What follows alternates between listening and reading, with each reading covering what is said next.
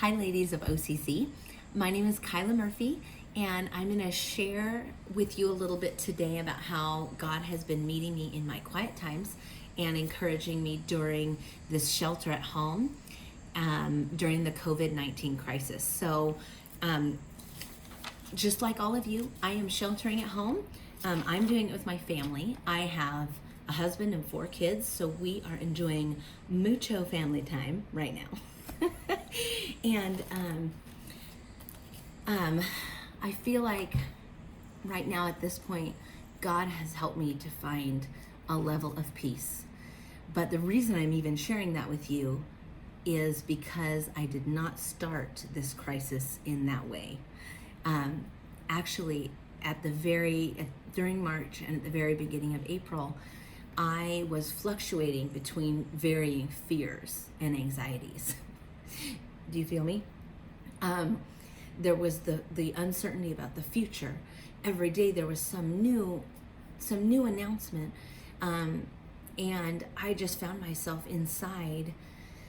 Just everything was being balled up into this big just ball of fear and anxiety and outrage and I don't know, fear about the future, fear about the now, and at the same time, my husband is an ICU nurse and was beginning to work in the midst of this crisis in the hospital just downtown.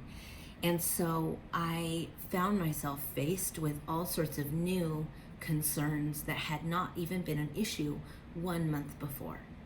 And so I was battling those daily and losing the fight on my own. And so thankfully in early April, Josh shared about the book of 1 Peter in one of his messages. So I went ahead and I started reading that book that week. And I want to share with you something that encouraged me. In 1 Peter chapter 2, Peter is writing to the early believers who were facing hardship. And he writes to encourage them on how to suffer well. And he specifically is talking in chapter 2 about submission to government authority. And he writes, he points them back to Christ as their example when they are suffering any kind of hardship. And he begins to point out that Christ, he suffered a horrible, painful, shameful death on a Roman cross. And he's our example of how to suffer well. And so as I was reading, this stood out to me. 1 Peter 2:23 says, when he, Jesus, was reviled, he did not revile in return. When he suffered, he did not threaten, but continued entrusting himself to him who judges justly. And that was the phrase that jumped out at me. And I'm going to give you a tiny little brief glimpse into the super secret prayer journal of Caila Murphy. No, it's not really super secret, but I actually don't always revisit my prayer journal. So I was trying to remember the turning point I'd had in April. And so I flipped back, and this is what I found from April 4th when I wrote that verse down. I found this paragraph. I spent the first 3 weeks of this quarantine with emotions going up and down. Fear, shock, outrage, adrenaline, while I tried to find all the eggs, and more fear. But this week ends in peace. The world has changed. I had no idea I loved it as much as I did. A new April has dawned, the April of shelter at home. Find solace at home, find safety. We're rediscovering each other and enjoying this time together as a family. And finally, peace. And then I list 1 Peter chapter 2, many verses that I just shared with you.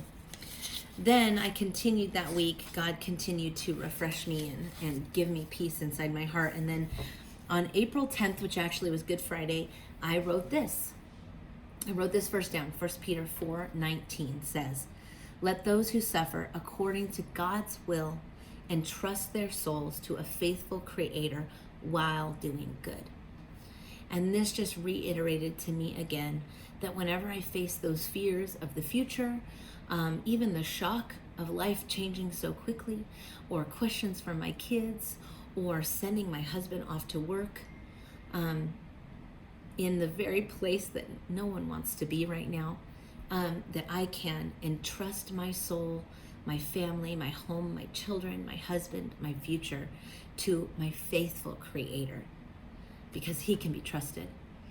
And also, it says there at the end to do this while doing good. And so that was my next step. It just showed me, pointed out to me that my next step is to love my family, to do my job as a wife and a mother well, and to serve my neighbor, and to love my church community. And so, anyway, I hope that's an encouragement to any of you. That is where God is encouraging me and literally giving me courage each day to face this trouble in the way He wants me to face it.